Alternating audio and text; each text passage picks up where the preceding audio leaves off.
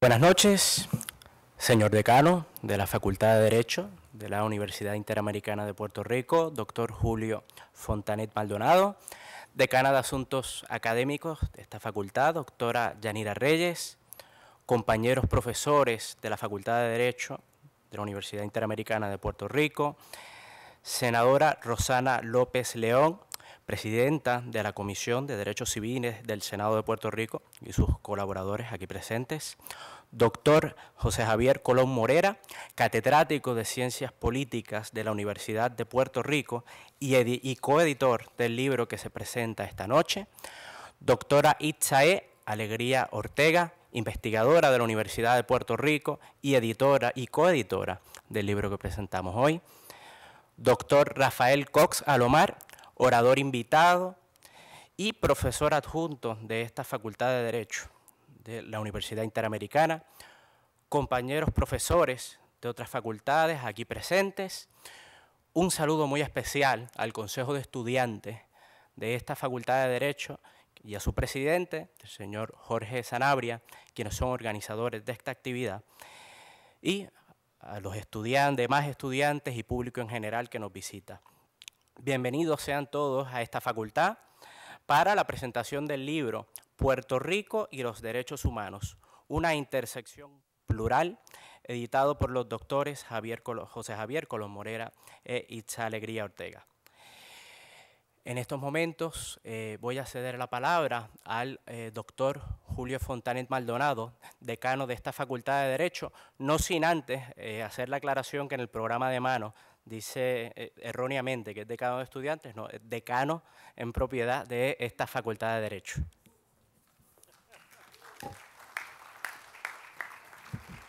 Después de todo es mejor ser decano de estudiantes que decano en propiedad, ¿verdad? Pero buenas noches a todos y a todas. Un placer tenerlos acá. Un saludo muy especial. Javier Colón, Isa Alegría, al amigo José Colón, al Cox Alomar, perdón, que es miembro de esta facultad. Claro, él está prestado. Se lo hemos prestado a Carmen Yulín por unos meses, por unos años, pero sé que va a retornar pronto. Un placer tener a los antólogos y autores de este proyecto acá con nosotros esta noche. También aprovecho para saludar a Palmira Ríos, que está con nosotros y que es parte de este proyecto, ¿verdad? Auspiciado por la Comisión de Derechos Civiles.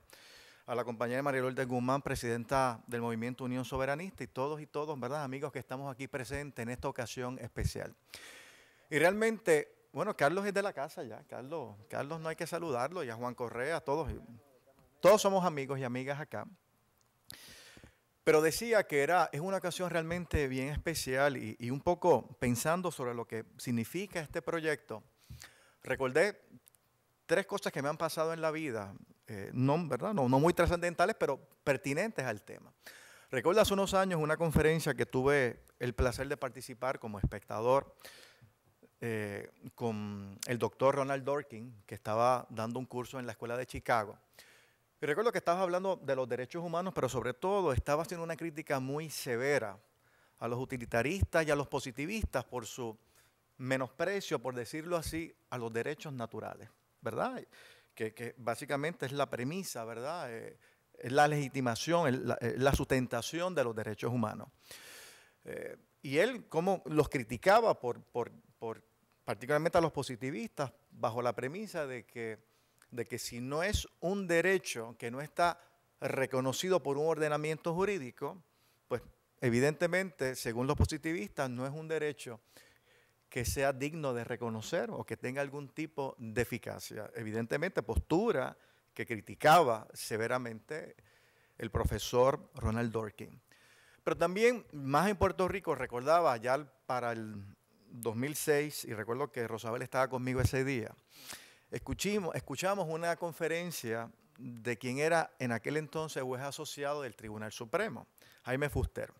Jaime aceptó una invitación que le hizo el Colegio de Abogados para que pronunciara una lección magistral del tema que él quisiera. Y escogió el tema de los derechos humanos. Y recuerdo que emplazó a la clase togada que estaba allí presente, y muchos estudiantes de derecho también, a la responsabilidad que tienen todos los abogados y abogadas de difundir lo que son los derechos humanos. Y un poco emplazó al colegio en aquel momento a que tenía que poner en su agenda una iniciativa agresiva que de alguna manera resultara en la difusión y la explicación de las personas de lo que son los derechos humanos y la importancia que eso tenía para una sana convivencia.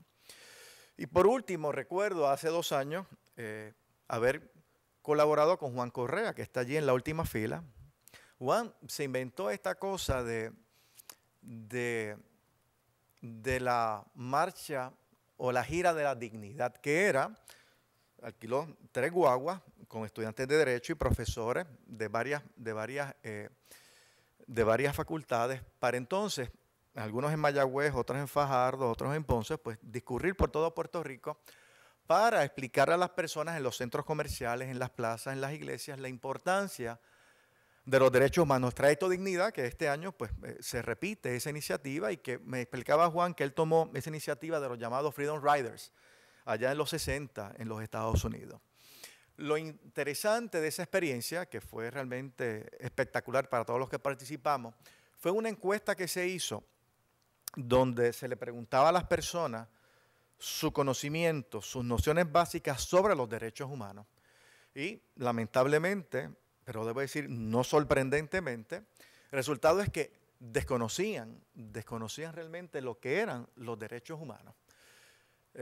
Y a mí, cuando escuché toda esta diatriba que hubo en aquel previo a que en el caso de la masacre de la Góndora, pues se hablaba si se iba a imponer o no la pena de muerte, que uno escuchaba que hay que mandarle un mensaje a los delincuentes, de que hay que adoptar la retribución como elemento fundamental de la sentencia, de que es muy costoso tener a un confinado por una cadena perpetua, ¿verdad? Esos argumentos que básicamente parten de un desconocimiento, aparte de una gran insensibilidad, pero un desconocimiento de lo que eran los derechos humanos, pues evidentemente uno se da cuenta la importancia que tiene un proyecto como el que se presenta esta noche en la universidad. Y lo tiene porque yo creo que podemos estipular que lo que diagnosticó el amigo Juan Correa hace 2 años, y que también así lo ratificó Amnistía Internacional, que hizo un proyecto similar más recientemente, refleja la necesidad que tiene el país de conocer lo que son los derechos humanos, cómo se manifiestan en el ámbito laboral, en el ámbito de la orientación sexual, en el ámbito de la libertad de asociación, es decir, en todos los ámbitos de nuestra vida cotidiana. Yo creo que es hora de que proyectos como este pues, se divulguen, se difundan, pero sobre todo, yo creo que constituye realmente un emplazamiento para todos nosotros, para emular lo que han hecho en este caso Itza y Javier, para realmente nosotros envolvernos en proyectos de esta naturaleza, pero sobre todo comprometernos con que nos vamos a convertir en unos difusores de la importancia de los derechos humanos en Puerto Rico. A mí me parece que una sociedad, un pueblo que conozca sus derechos humanos, va a ser un pueblo más libre, va a ser un pueblo más solidario, pero sobre todo un pueblo más inteligente. Momentos en que hace falta ese diálogo, hace falta esa introspección para sencillamente pensar que el mundo no gira en torno a nuestras necesidades inmediatas, sino que realmente somos parte de un entorno social, que vivimos en Puerto Rico y que necesitamos realmente difundir estas ideas, difundir estos valores en los cuales están sustentados los derechos humanos. Así es que yo realmente le doy la bienvenida a este proyecto. Espero que no sea el último de esta naturaleza, y sobre todo espero que muchos de los que están aquí presentes sigan el ejemplo, en este caso de Itza y de Javier. Así que bienvenidos y éxito en la actividad, éxito en este proyecto.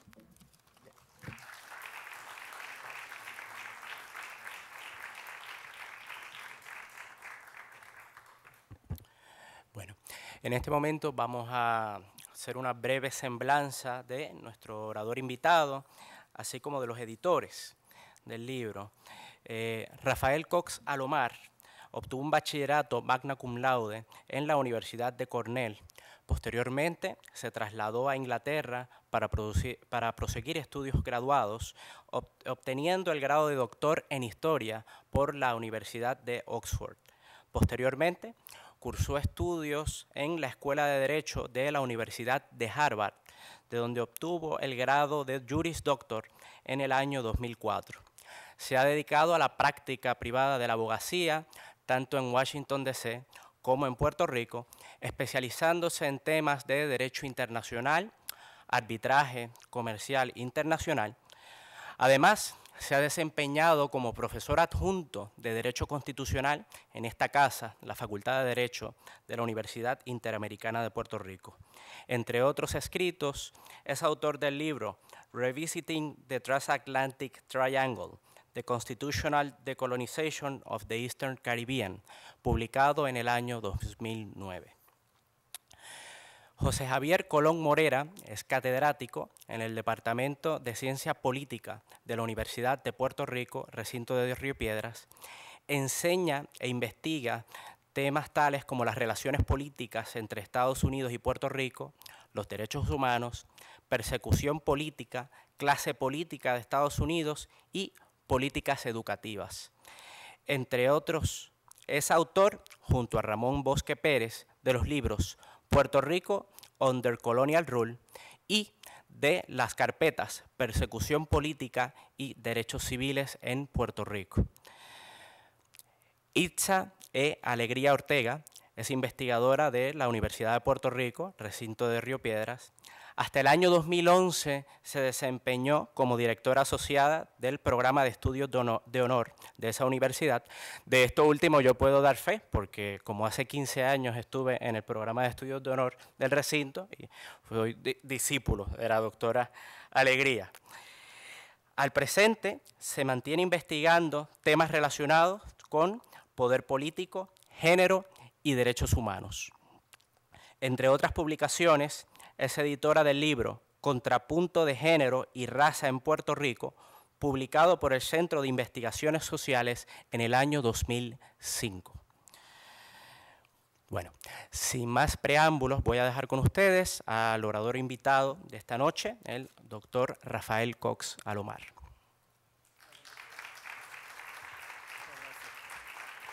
Muchas gracias.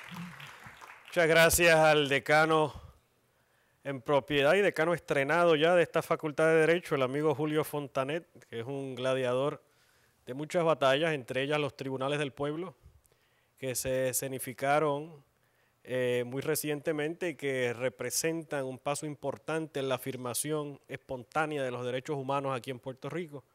Saludo especial al decano emérito, decano pasado de esta facultad, amigo y un académico, un scholar de primera categoría, Carlos Ramos, que hace unas expresiones muy pertinentes y muy puntuales en el periódico de hoy, precisamente sobre el tema de la gobernanza democrática y de la ampliación de espacios para la depuración de una política pública que genuinamente refleje los intereses de las comunidades puertorriqueñas, de la periferia, ¿no?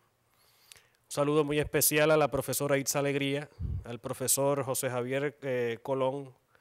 Un saludo muy especial también a la amiga, compañera, senadora del Estado Libre Asociado, Rosana López, ex procuradora de la mujer, que ha dado grandes batallas también por la reivindicación de los derechos humanos aquí en Puerto Rico. Compañera María Lourdes Guzmán, que está por acá, presidenta del MUS. Y la presidenta de la Comisión de Derechos Civiles, Palmira Ríos, que está aquí con nosotros y nos honra con su presencia y que prologó el libro que estamos presentando en la noche de hoy. Para comenzar a hablar de lo que significa este libro, no solamente la historiografía nacional de lo que es el estudio de los derechos humanos en Puerto Rico, me parece que es fundamental contextualizar históricamente cuál ha sido el desdoblamiento del reconocimiento, la ejecución y la implantación y la lucha de los derechos humanos en Puerto Rico. Esto hay que ponerlo en su contexto histórico. Yo creo que el momento que vive Puerto Rico en esta coyuntura es el momento más apropiado para tener esta conversación a la cual nos empuja el libro que muy generosamente publican estos compañeros académicos que nos acompañan en la noche de hoy. Lo primero que hay que decir es que si hacemos un análisis de lo que ha sido la historia constitucional de Puerto Rico desde el comienzo de la colonización en 1504, y si hacemos un análisis de lo que fueron los 400 años de dominación española bajo las leyes de Indias, el Consejo de Indias, las supuestas leyes especiales que nunca llegaron, el poder omnímodo del gobernador y capitán general en Puerto Rico y la ausencia de extensión a Puerto Rico de los derechos contenidos en las constituciones españolas de 1837, 1845, 1876, nos damos cuenta de que a raíz de la aguda y penosa experiencia colonial en Puerto Rico, la experiencia que hemos tenido en la defensa y en el conocimiento de los derechos humanos ha estado sumamente limitada. Y eso es una realidad. Puerto Rico, durante la dominación española, realmente tuvo unos espacios muy limitados de experiencia de participación de derecho. Hubo temporalmente unos derechos políticos oponibles al Estado español bajo la Constitución de la Pepa, 1812, y luego hubo un interregno breve en la época de Fernando VII, 1820 al 23, y de ahí nunca llegaron las leyes especiales para Cuba y Puerto Rico. Así que realmente la nacionalidad puertorriqueña surge al calor de la ausencia de derechos humanos. La primer gran conquista real de derechos humanos en Puerto Rico se puede atribuir al 22 de marzo de 1873 con la abolición de la esclavitud. Aparte de eso, lo que sí podemos ver en ese tracto inicial de historia de Puerto Rico es el intento de algunos por la reivindicación de unos derechos primitivos, unos derechos fundamentales, básicos. Y ahí vemos, por ejemplo, lo que hizo Segundo Roosevelt y Betances en la negociación y en la exigencia de la abolición sin indemnización ante las Cortes Españolas con las Juntas de Información de 1867, los 10 mandamientos de los hombres libres de Betances de 1867, y básicamente esa es la experiencia de derechos humanos en ese momento de la historia, ¿no? Y luego, con la invasión, lo que ocurre en Puerto Rico a partir de 1898 es que estamos ante una situación de invasión militar por el mismo poder constitucional que había eviscerado los derechos de las tribus indias, que había exterminado la soberanía de las tribus indias desde el año 1832 con las decisiones horrendas del juez Marshall, y que entonces en Puerto Rico se crea un gobierno militar cuyo hegemón fundamental, además del gobernador militar, era un tribunal militar que eventualmente se desarrolla lo que hoy es el Tribunal Federal en Puerto Rico, que no era un tribunal de jurisdicción limitada, sino un tribunal conforme al artículo 1 de la Constitución Federal, un tribunal territorial, colonial. Así que esa es la historia, ¿no? Inicial. Ese tracto es importante al momento de entender lo que los compañeros, los académicos están planteando en este libro, ¿no? Porque lo que estamos viviendo en Puerto Rico en este momento es un despertar a una conciencia de lo que son unos derechos humanos que emanan del derecho natural que tenemos a nuestra propia preservación. Lo que quiero decir con esto es, primero, para entender dónde estamos en términos de derechos humanos en Puerto Rico en este momento, tenemos que entender el tracto histórico. Número 2, quiero decir que a raíz de nuestra condición y del tracto colonial de nuestra relación primero con España y luego con los Estados Unidos, pues eso ha tenido un impacto en lo que ha sido la aridez y la, hasta cierto punto, dejadez con que el aparato institucional público político ha instrumentado los derechos humanos aquí en Puerto Rico. Así que me parece sumamente relevante esta obra para poder contextualizar dónde estamos y de dónde venimos. Pero es importante, además de la trayectoria histórica de que les hablé, y podemos tener un diálogo sobre eso eventualmente, pero es importante conjugar esta discusión con lo que está pasando en este momento en el Tribunal Supremo de Puerto Rico y en el Tribunal Supremo Federal, con el tema de los derechos sexuales, con el derecho a la intimidad de aquellas personas que tienen orientación sexual distinta, tanto homosexual, bisexual, transgénero, bisexual. En este momento histórico en donde se presenta este libro coincide con que apenas hace unas semanas atrás, el 20 de febrero, el Tribunal Supremo de Puerto Rico, en ex parte AAR, que ha sido una decisión de mucha controversia en Puerto Rico, a mi modo de ver las cosas, ha decidido de forma equivocada un asunto de derechos humanos. Ustedes conocen ese caso.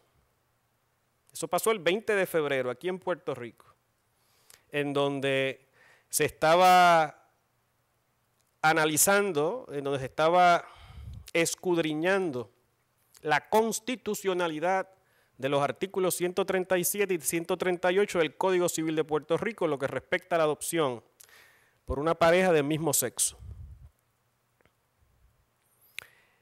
Y apenas unas semanas más tarde, en el Supremo de los Estados Unidos, los días 26 y 27 de marzo, se estaba argumentando ante el Tribunal Supremo de los Estados Unidos dos casos importantísimos de derechos humanos. Uno es Estados Unidos contra Windsor y el otro es Hollingsworth contra Perry. Hollingsworth contra Perry es el caso que viene de California, que básicamente en California, a nivel del Tribunal Supremo del Estado, se dictaminó que no puede haber impedimento que prohíba el matrimonio de parejas de un mismo sexo, porque eso es un asunto que atenta en contra del derecho de intimidad. Y por otro lado, entonces, para poder detener esa jurisprudencia, electoralmente se aprueba una proposición 8 que tiene la intención de anular ese derecho reconocido a las parejas de un mismo sexo en California. Y la pregunta ante el Tribunal Supremo de los Estados Unidos es la constitucionalidad de la proposición, la propuesta 8. Y en el caso Hollingsworth contra Perry es lo de la propuesta 8, y en el caso US contra Windsor es la constitucionalidad del DOMA, que no es otra cosa que una ley federal que fue aprobada en 1996 bajo la administración de Clinton.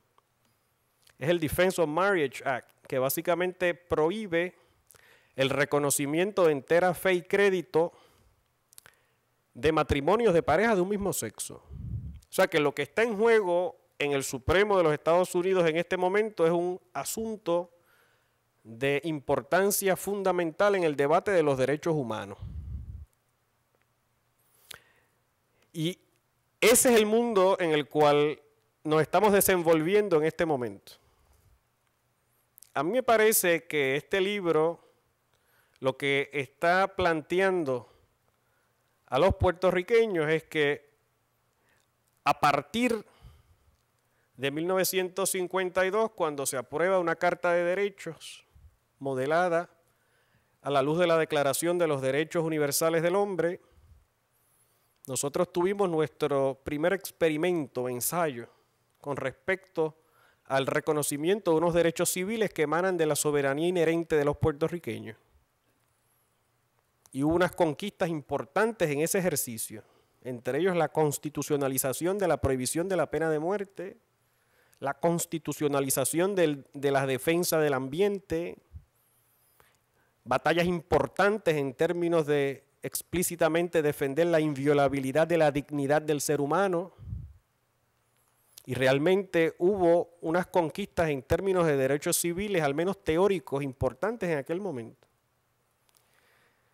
Pero de lo que estamos hablando en esta otra etapa de nuestra vida de pueblo, que es lo que este libro viene a definir, es la regeneración real de un nuevo tipo de constitucionalismo para Puerto Rico, preconizado no ya sobre unos derechos civiles estatuidos, sino preconizado ya en la defensa y en el reconocimiento de unos derechos humanos universales que emanan del derecho natural del ser humano. Y yo creo que esa es la demarcación importante que hay que hacer aquí, sobre el momento histórico en que estamos en esta primera parte del siglo XXI en Puerto Rico con respecto a lo que significa en la vida de nuestra gente los derechos humanos, que ya no son simplemente los derechos civiles explícitamente estatuidos en una legislación o plasmados en una carta de derechos, sino que son derechos fundamentales que tienen que ver con cosas tan complejas como cómo nos organizamos en comunidades, los derechos económicos sociales de nuestra gente, derechos fundamentales de intimidad, de la regeneración del concepto de la familia y del respeto a la diversidad. O sea que estamos ante una coyuntura distinta a la coyuntura fundacional de lo que a mi modo de ver las cosas fue la Carta de Derechos del año 52. Y eso es un debate que podemos tener. Yo quería aprovechar para un poco, darles un poco de trasfondo de lo que es el tracto del surgimiento del concepto de derechos humanos y un poco darle un marco más universal, internacionalista, a lo que está planteado en este libro. Y un poco también a que juntos veamos las contradicciones inherentes a lo que es la articulación de un régimen de derechos humanos. Fíjense que las nociones iniciales de derechos humanos surgen con el reconocimiento de lo que es el derecho natural, que habló San Agustín de Hipona, Santo Tomás de Aquino y otros, ¿no? Lo que surge con la Carta Magna de Inglaterra, la época de Juan Sin Tierra, que es el reconocimiento de que hay unos derechos oponibles al Estado, ¿no? Eventualmente, lo que surge del primer Bill of Rights, de la primera Carta de Derechos en Inglaterra, 1689, con la Revolución Gloriosa, ¿no? Que acaba con el régimen de los Estuardos y que crea un sistema de derechos que el individuo puede oponer a la corona, ¿no? Y eso eventualmente cala en el desarrollo, ¿no?, de unos derechos humanos en los Estados Unidos a través de esa Carta de Derechos de 1791, que son derechos oponibles al Estado, ¿no? Y lo mismo en Francia, en 1789, poco después de la toma de la Bastilla es el 14 de julio, ya en agosto de 1789 se articulan los derechos, la Declaración de los Derechos del Hombre y del Ciudadano. Pero fíjense las contradicciones. Es importante ver estas contradicciones. En el caso específico de Francia, se declaran con bombos y platillos estos derechos universales en 1789 y ya para 1792 se instaura el terror de los jacobinos y de Robespierre. Y básicamente se eliminan de golpe y porrazo los derechos y las salvaguardas nuevas, refrescantes, que se habían articulado apenas unos años antes. En el caso de los Estados Unidos, fundamentalmente, la Carta de Derechos de 1791 es simple y sencillamente algo que está en trunco, incompleto, ¿no? Es una carta de derechos, pero que solamente es aplicable y oponible por el hombre blanco, anglosajón, que paga contribuciones, ¿no?, que tiene rentas. Porque, como ustedes saben, esa Carta de Derechos no era extensiva al negro liberto, ni al negro o negra esclava, esclavo, ni al indio. Y ese periodo de fundación de esos derechos humanos pues corresponde con uno de los periodos de mayor genocidio en contra de las tribus indias, ¿no? Lo que les hablé hace unos minutos atrás, ¿no? Que coincide con el desmoronamiento del reconocimiento de la soberanía inherente de las tribus indias, ¿no? Así que este proceso de articulación de unos conceptos, y de ahí surge entonces, esos son los conceptos fundacionales para lo que eventualmente es la Declaración del 48 de los Derechos Universales del Hombre, ¿no? A través de los cuales en Puerto Rico modelamos la Carta de Derechos de 1952, pero que es una Carta de Derechos que realmente estaba incompleta y que sufre la amputación de la sección 20 unilateralmente por el Congreso de los Estados Unidos. Y en esa sección 20, como ustedes saben, había unos derechos aspiracionales, el derecho al trabajo, derechos importantes para las mujeres en estado grávido, derechos de educación secundaria y derechos importantes que fueron amputados unilateralmente. ¿Qué quiere decir todo esto? ¿Por qué yo estoy hablando de todo esto? Porque es importante entender las lagunas y las contradicciones en el proceso histórico a través del cual surge la noción de esos derechos civiles y derechos humanos. El desarrollo del derecho humano en el concepto ya más amplio, que es el concepto del cual se habla profundamente en este libro, en esta obra, realmente surge luego de la Segunda Guerra Mundial, ¿no? En donde surgen los juicios de Nuremberg, mediados de los años 40, la Carta de San Francisco y la Declaración Universal del 48. Pero aún en ese periodo histórico ustedes ven las contradicciones. Los juicios de Nuremberg solamente se aplican a los prisioneros de guerra alemanes y japoneses, ¿no? No hay intento alguno de llevar a la justicia a aquellos que habían violado los derechos fundamentales que pertenecían al bando aliado.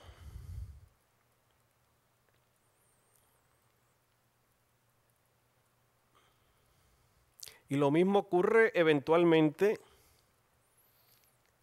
luego del fin de la Guerra Fría y el fin del apartheid, que es que comienza el segundo periodo de germinación de unos derechos humanos y que surgen entonces los derechos contra el genocidio de forma fuerte y que se instituyen los tribunales criminales por los crímenes en Yugoslavia, 1993, los crímenes en Ruanda, 1996, y eventualmente desembocan en el Tratado de Roma de 1998, que instituyen el Tribunal Criminal Internacional.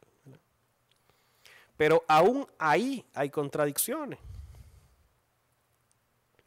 Fíjense que la mayor parte de los acusados que se han llevado por violación de derechos humanos al Tribunal Criminal Internacional vienen y provienen fundamentalmente de la África postcolonial. Realmente existen contradicciones y existen todavía elementos que reflejan inconsistencias y que cuestionan la legitimidad del sistema que existe en este momento. Todavía no hemos visto, por ejemplo, un acusado que venga de Indonesia por los crímenes que se cometieron contra Timor Oriental, o algún acusado de Birmania, de Burma, por los crímenes que se han cometido allí contra la juventud universitaria, o algún criminal internacional que haya cometido crímenes en el estallido de la plaza de Tiananmen, 1989 en China, ¿no? Así que estamos ante una coyuntura en donde se reconocen unos derechos humanos, en donde existen unas entidades y unas convenciones internacionales multilaterales, pero queda mucho camino por recorrer, queda mucho trabajo por hacer. Ahora mismo, por ejemplo, en lo que respecta a derechos humanos en defensa de de intento de genocidio. Hoy, por ejemplo, juramentó un nuevo presidente en Kenia, Uhuru Kenyatta, el hijo de Jomo Kenyatta, y lo están buscando en La Haya precisamente por crímenes genocidas. O sea que pronto va a tener en sus manos el Tribunal Criminal Internacional un pleito y unas decisiones importantes en términos de cómo poder llevar a la justicia a un mandatario en funciones y qué tipo de efecto podría tener eso en la relación entre estas instituciones en el mundo occidental y sus contrapartes políticos en el mundo en desarrollo. Esos son algunos de los grandes retos que se enfrenta a nivel internacional lo que es el régimen de defensa de derechos humanos, y quería que ustedes tuvieran esos elementos para que los ponderaran. Ahora bien, vamos a Puerto Rico.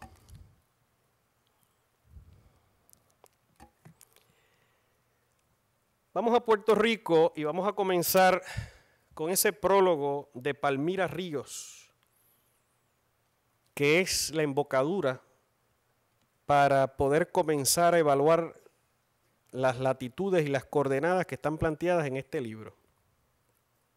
Palmira, en ese prólogo, hace una demarcación importante entre lo que son derechos humanos en el contexto más amplio y lo que son los derechos civiles, y lo que ha sido la evolución de un reconocimiento de que los derechos humanos rebasan el ámbito más limitado del derecho civil, que era lo que hablábamos, que es el derecho que está estatuido, que es el derecho que está contenido en una carta de derechos, y que es el derecho que espera simple y sencillamente que exista una causa de acción o que exista el reconocimiento por parte del tribunal para uno resarcir como ciudadano ese derecho.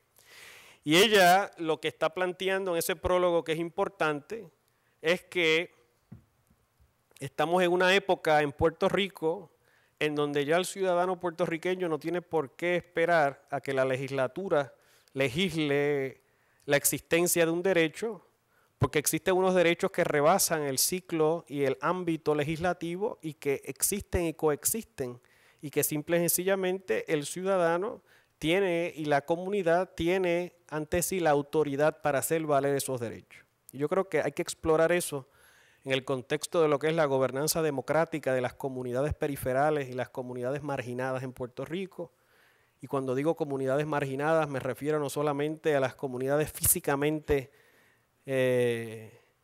excluidas, sino me refiero también a comunidades como las mujeres, como los pobres, como los negros, como los homosexuales, bisexuales y otras minorías étnicas que han sido históricamente discriminadas en Puerto Rico.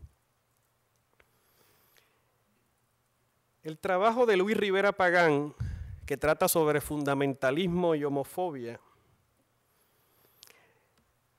es un trabajo que trae a la superficie lo que es el debate estridente en Puerto Rico con respecto al tema de los derechos de la comunidad homosexual y de lo que es en Puerto Rico ese entramado difícil entre lo que es el mundo eclesiástico religioso y lo que es el mundo legislativo secular.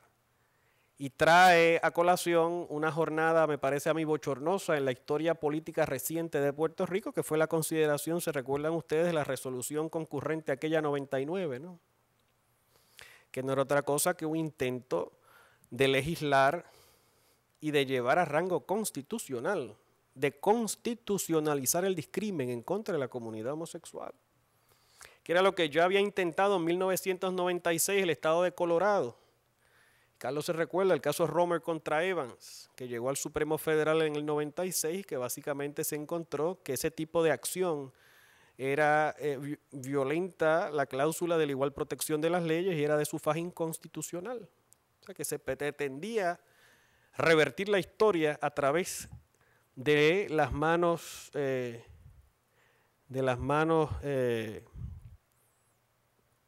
del tristemente recordado Jorge de Castrofón, ¿no? Que era el que estaba trabajando esto, ¿no? Y yo creo que ese capítulo de Luis Rivera como que trae a colación no solamente la estridencia del debate, sino el hecho de que hay unos actores políticos que realmente no deberían estar allí y que realmente representan lo más retardatario de de la civilización puertorriqueña, ¿no? De ahí partimos al capítulo de José Javier Colón Morera. Es que realmente me parece a mí que es un capítulo muy provocador. Parece que Marilú también, si ya lo ha visto, posiblemente concluya lo mismo. Porque esto es muy formal aquí, nos podemos mover un poco más para acá, ¿no? Porque estamos en un grupo pequeño. Porque lo que está planteando José Javier es que, dada la condición política de Puerto Rico, se hace muy difícil que Puerto Rico tenga la capacidad para poder acceder a todo un entramado de convenciones, de tratados multilaterales de reconocimiento de derechos humanos, porque tiene todo que pasar por el crisol del Departamento de Estado Federal y del Congreso de los Estados Unidos. Y cuando, por ejemplo, hablamos del medio ambiente, que aquí en el libro hay un capítulo de medio ambiente en donde básicamente se dice que existe un derecho humano al medio ambiente. Se recordarán ustedes lo que pasó en 1992 en la Convención de Río, ¿verdad? En donde Estados Unidos fue de las pocas potencias que se negó a suscribir esa convención, que era precisamente para la defensa del medio ambiente a nivel internacional. Y si Estados Unidos se niega a ser contratante de una convención multilateral, pues evidentemente Puerto Rico queda fuera, ¿no?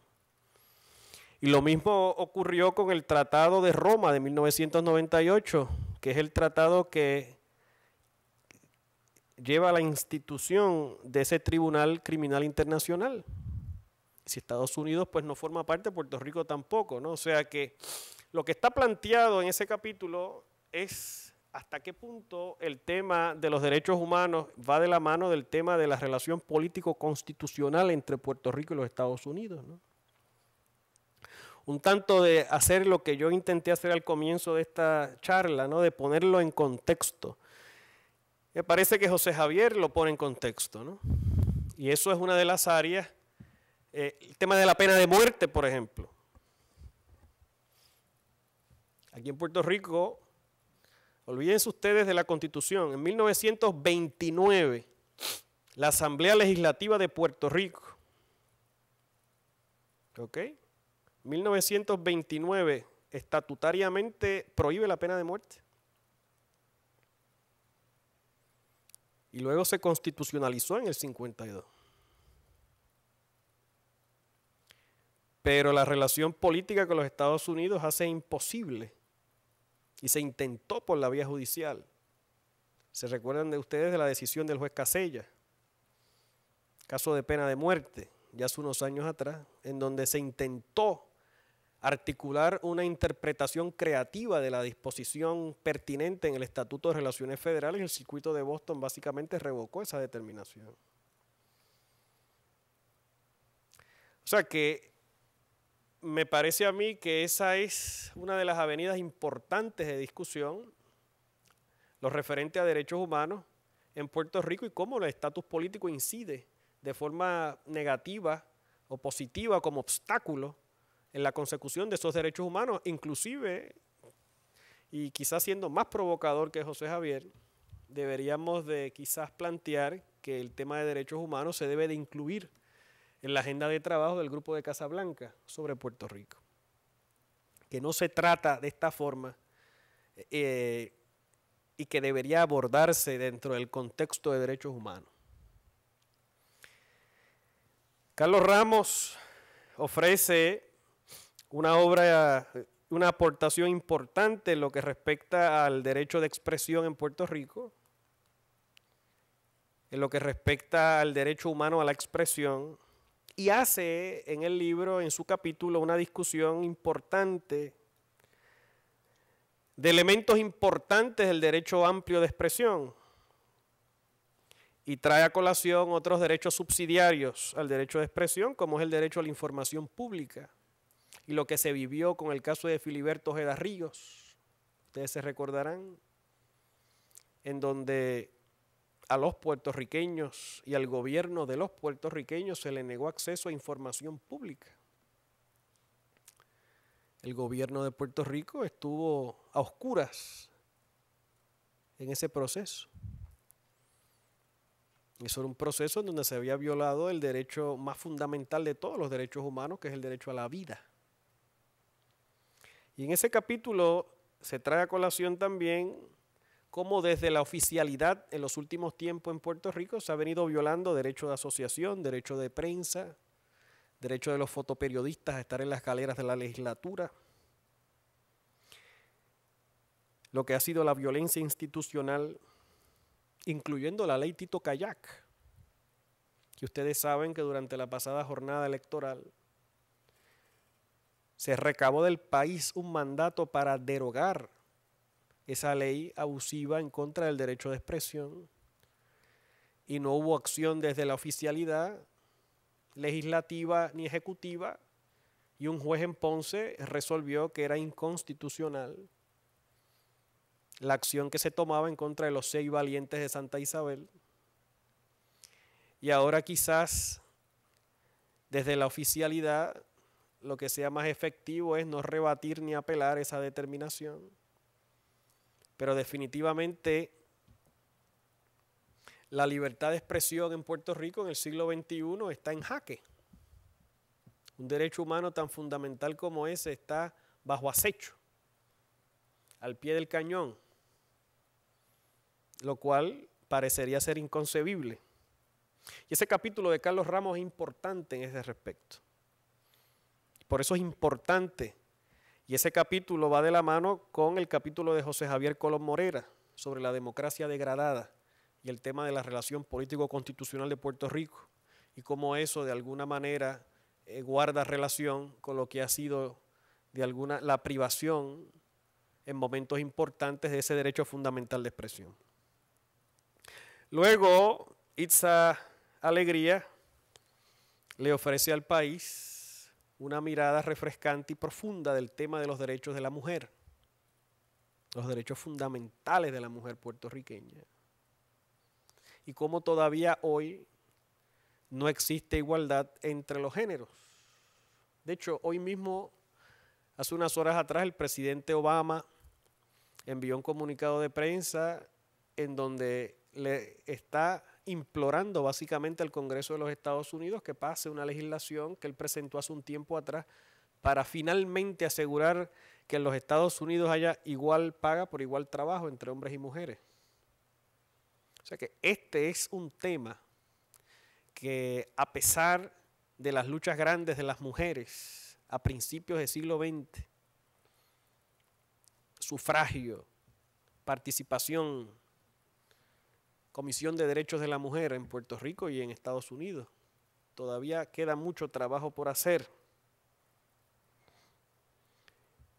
Preparándome para esta conversación con ustedes, repasé uno de los casos más trágicos que ha resuelto el Tribunal Supremo de Puerto Rico.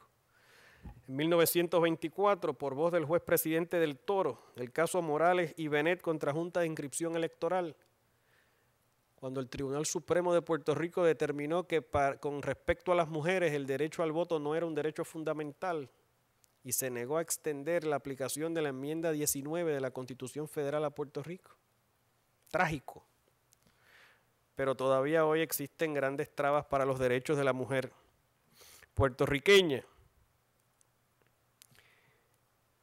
Ese capítulo se enriquece con el capítulo siguiente, el de Madeline Román, sobre el derecho y lo humano,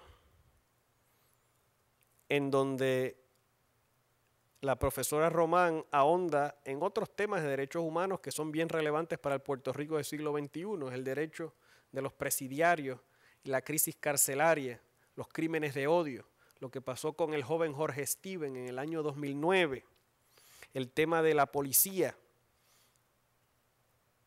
el tema de la crisis policíaca y de cómo la policía como cuerpo castrense no tiene las herramientas de capacitación para no solamente reconocer, sino para defender los derechos humanos de la población. Es una policía que está al borde que está en sindicatura.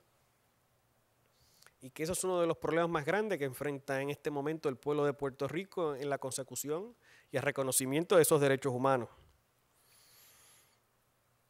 Carmen Concepción nos lleva entonces nuevamente al tema del ambiente y de los grandes retos que tenemos para defender el derecho humano al ambiente en un país que todavía no tiene un plan de uso de terreno. ¿Ustedes pueden creer eso? Un país que todavía no tiene un plan de agua.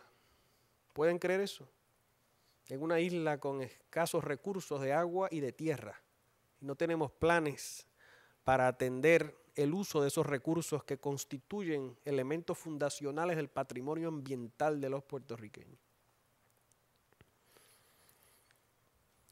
Dagmar Guardiola nos ofrece una mirada profunda de la pobreza y del derecho humano a vivir fuera de la pobreza, y nos da un acercamiento empírico a la realidad de la pobreza y concluye que durante los pasados 40 años, en términos relativos, los índices de pobreza en Puerto Rico han permanecido inalterados, que no ha habido grandes adelantos, pero que desde el punto de vista del marco jurídico la pobreza nunca se ha visto como una clase sospechosa, y en donde existe una relación inequívoca entre esa pobreza y la dependencia económica y la condición de subordinación política.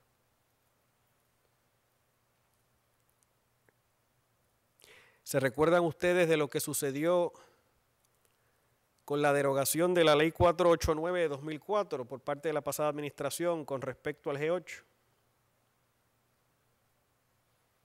En donde se desmanteló el régimen propietario que aseguraba la supervivencia de esa comunidad. ¿Se recuerdan ustedes de eso, no? Una violación fundamental al derecho humano comunal de ese sector. Osvaldo Burgos nos retrotrae nuevamente en su capítulo a la comunidad homosexual y sus derechos.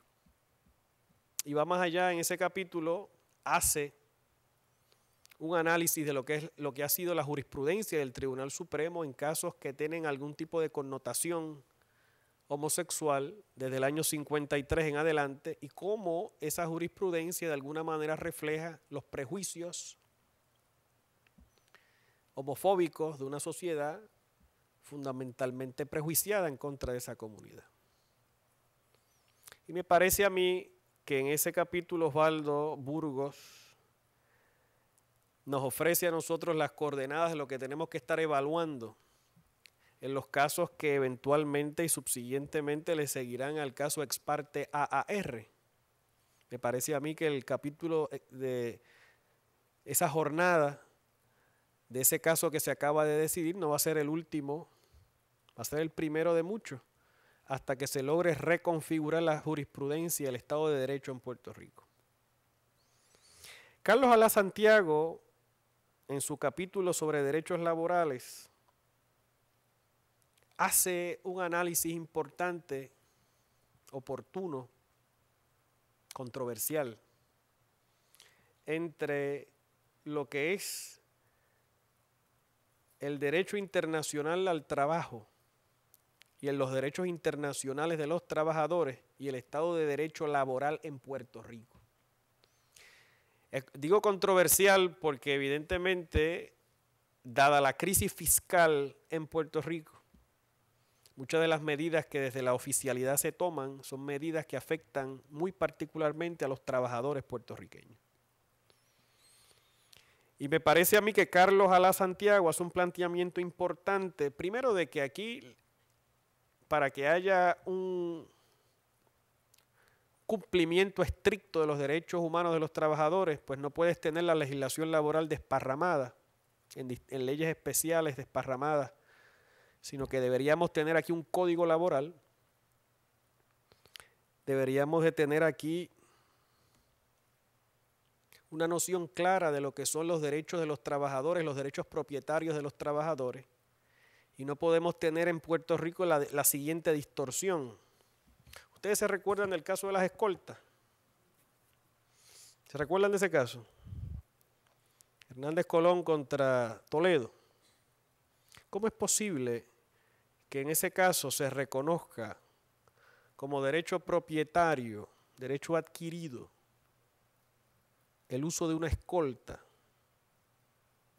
Una escolta, no, muchas escoltas. Lo que pasa es que es el... Y unos años después, de hecho no fue unos años después, el caso de las escoltas se decidió en octubre del 2009. El caso de la Ley 7 se decide poco después. Y en el caso de la Ley 7, no solamente se raptó el caso de instancia y no se dejó que desfilara a prueba, y se rapta el caso en el Supremo, sino que el Supremo determina de que no hubo menoscabo de obligaciones y que al mismo tiempo esos empleados públicos no tenían derecho propietario o adquirido alguno con respecto a los empleos que habían detentado por décadas. Una cosa increíble, ¿no? O sea, cuando tú tienes un país que desde la oficialidad, cuyo Estado de Derecho está tan distorsionado como eso, es motivo de preocupación. Por eso me parece tan oportuno el capítulo de Carlos Alá Santiago sobre los derechos laborales. Esther Vicente y Patricia Otón en su capítulo tratan el tema de los derechos reproductivos y los derechos sexuales. Y plantean cómo a través de los derechos humanos, en su noción internacional, los derechos internacionales, los derechos humanos reconocidos en el plano internacional, cómo de esa manera se puede agilizar el reconocimiento de esos derechos en el plano local. Porque la realidad es que Puerto Rico, para el reconocimiento de muchos aspectos de derechos sexuales y reproductivos, en gran medida se depende de lo que se decida por el Supremo Federal. A pesar de que Puerto Rico tiene una constitución de base más ancha, pero no hay duda de que lo que se decida a nivel de los Estados Unidos pues tiene impacto directo en la realidad constitucional en Puerto Rico, ¿no?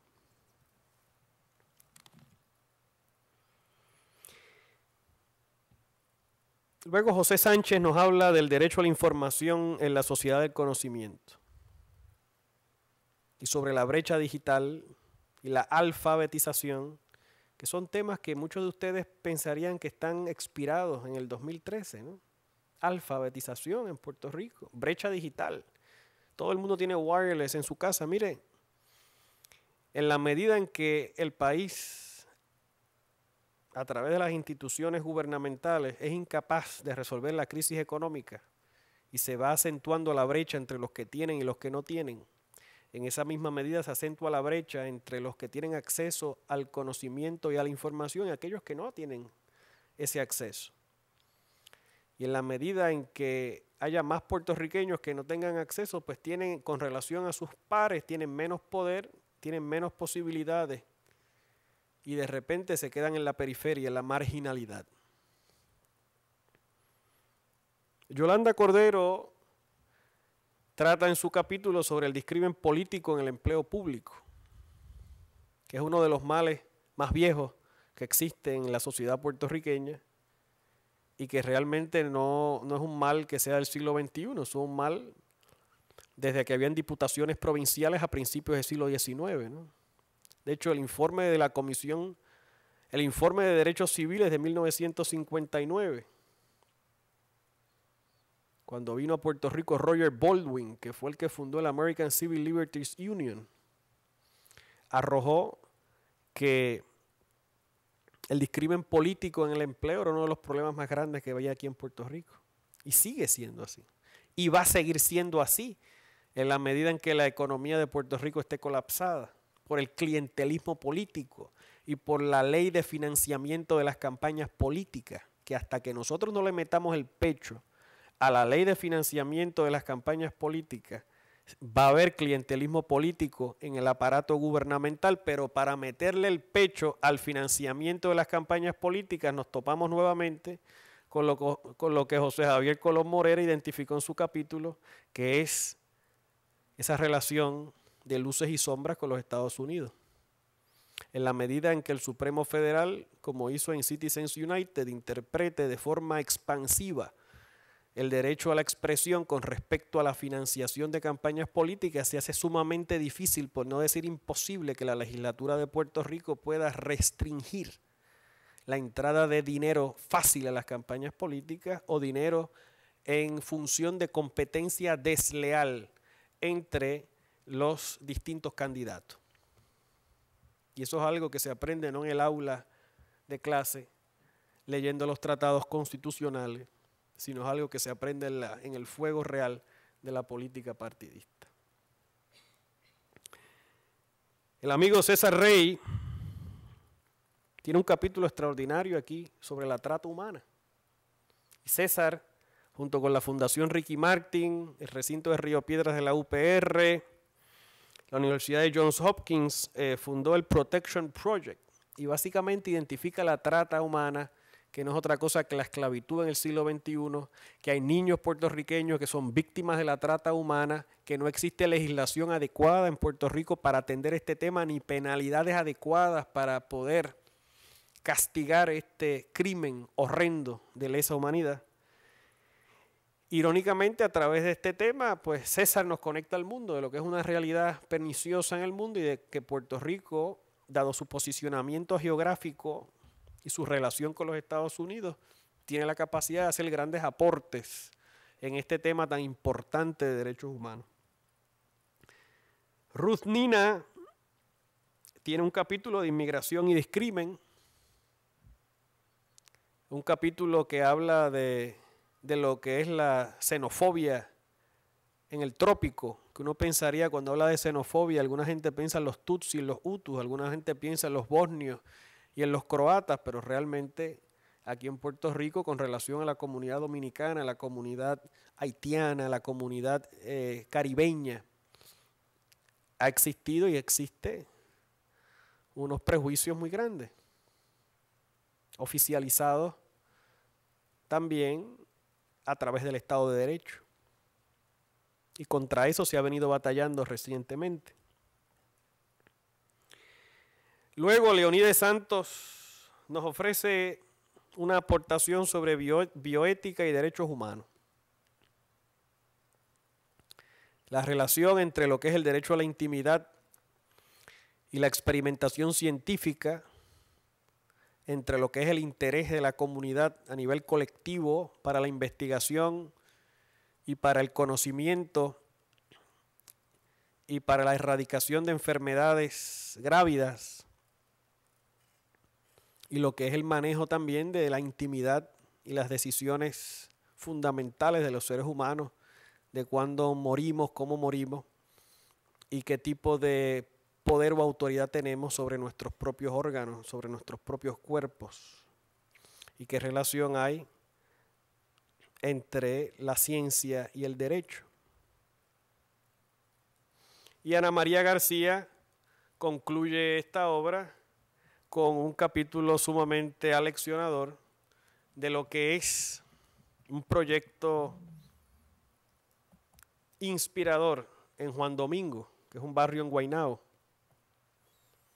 que está muy accesible de aquí, sobre una escuela comunitaria y sobre cómo esa comunidad, a través de esta escuela Montessori, escuela pública, realmente ha podido trazar las coordenadas de lo que es un proyecto de autosustentabilidad dentro del marco de un aparato de educación que genuinamente colapsó, que tiene 1.447 escuelas públicas, pero que la mayoría de ellas, más de 1.200, están sumidas en unos programas de remediación, víctimas de una legislación cruel y desorientada, el No Child Left Behind, que, volviendo de nuevo al capítulo de José Javier, pues nos trae de nuevo a colación el repensamiento de nuestra relación constitucional política para poder entonces de alguna manera zafarnos de las garras de estatutos que con respecto a Puerto Rico no hacen ningún sentido, ¿no? Que es el caso del No Child Left Behind. Así que esta obra de los compañeros es una obra, me parece a mí, que hacía falta que llegara en este preciso momento, que yo espero que sirva de plataforma y de acicate a los que tienen posiciones desde las cuales pueden influenciar para que realmente aquí en Puerto Rico podamos aspirar a tener una civilización cada día más justa, más segura, más transparente, más democrática, menos prejuiciada, y en donde podamos nosotros realmente legarle a nuestros hijos un Puerto Rico en el cual dé gusto vivir. Así que muchas gracias, y gracias a ustedes yo sé que la patria ni se va a degradar ni se va a suicidar, va a marchar hacia adelante. Muchas gracias.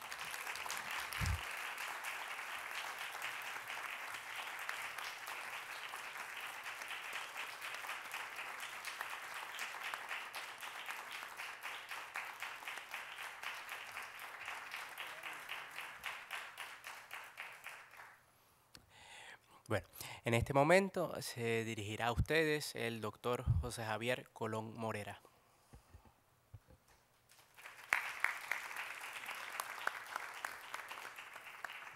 Bueno, yo voy a ser muy breve. No sé si después, ¿verdad?, podemos tener una conversación. Primero le quiero dar las gracias a Rafael Cox Salomar por su participación. Realmente pues, ha hecho un trabajo extraordinario de valoración del libro.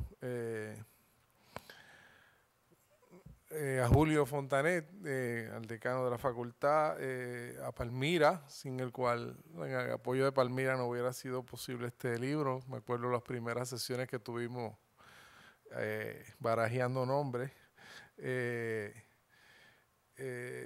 Quiero agradecer obviamente la colaboración que tuve con Itza en el libro, que fue fundamental.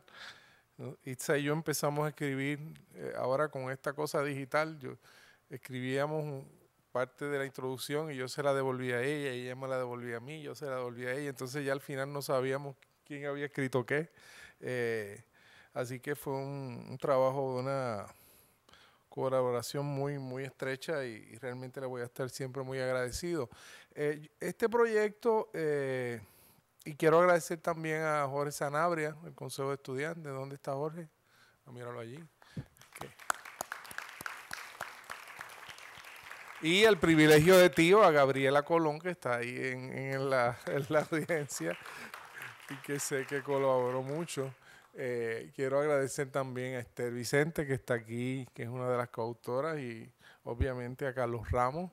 No sé si se me queda alguno de los coautores. Este libro es una... Yo estoy muy orgulloso de él porque yo creo que el libro junta en un solo texto muchas visiones. Y yo realmente un poco me inventé ese título de la intersección plural y me reía mucho cuando se presentó en el Colegio de Abogados porque la presidenta del colegio expuso mucho el contenido filosófico que tiene en la literatura de derechos humanos el tema de la intersección. Y es un tema que sí yo lo conozco, pero no cuando se trató de una forma tan formal como lo trató la presidenta del colegio en la presentación, pues realmente me impresionó, porque realmente de eso se trata, de buscar una intersección de temas que han estado unos a veces compitiendo con otros en un paradigma que parecería más de grupos de interés, cada cual por su lado. Y estamos tratando de ver si de todos esos esfuerzos dispersos se puede articular algo que sea más que el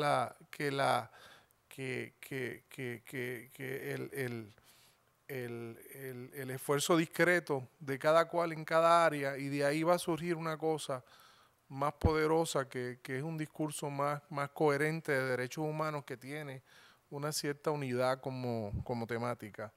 Y si hemos podido empezar a ayudar a crear ese paradigma, pues vamos a estar bien contentos, y la intervención de Rafael hoy pues nos anima a pensar que sí, que estamos adelantando en eso. Así que muchas gracias.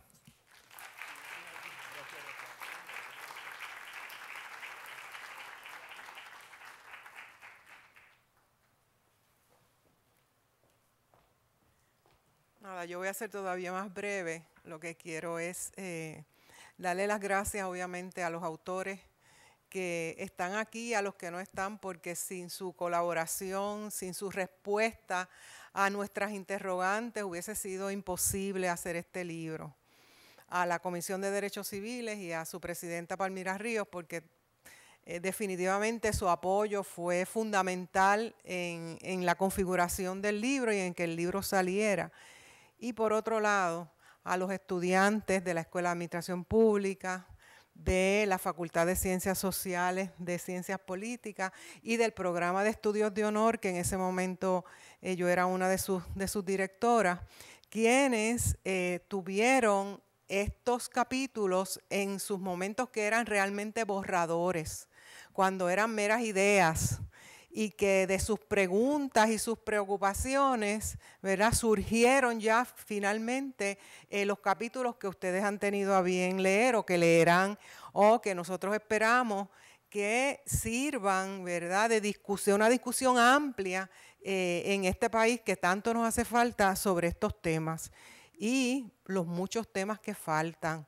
Las 2 veces que hemos presentado el libro, todo el mundo nos pide el capítulo 2, ¿verdad? El segundo volumen. Pues sí, me imagino que sí, que va a salir, que lo vamos a hacer, porque de las preguntas de ustedes, de las preocupaciones, de temas que nos sugieren, ¿verdad? Estamos seguros que vamos a continuar con esta investigación y con esta discusión que es tan y tan importante ahora mismo en Puerto Rico y, como muy bien señala, ¿verdad?, el doctor Cox, en el mundo entero, ¿no? Así que muchas gracias también a ti por esa introducción. Gracias.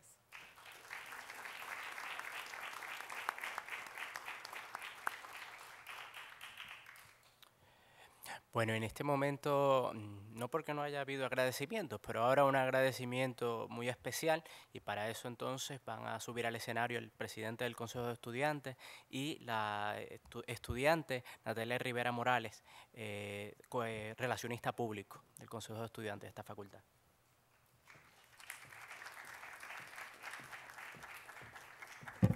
Pues muy buenas noches a todos. El Consejo de Estudiantes de la Facultad de Derecho de la Universidad Interamericana agradece inmensamente al licenciado Rafael Cox Alomar por esta excelente presentación del libro y definitivamente a sus editores Itza Alegría y Javier Colón por habernos dado esta oportunidad y por tan excelente aportación. Ahora el presidente del Consejo, Jorge Sanabria, dará este obsequio a Rafael Cox Alomar.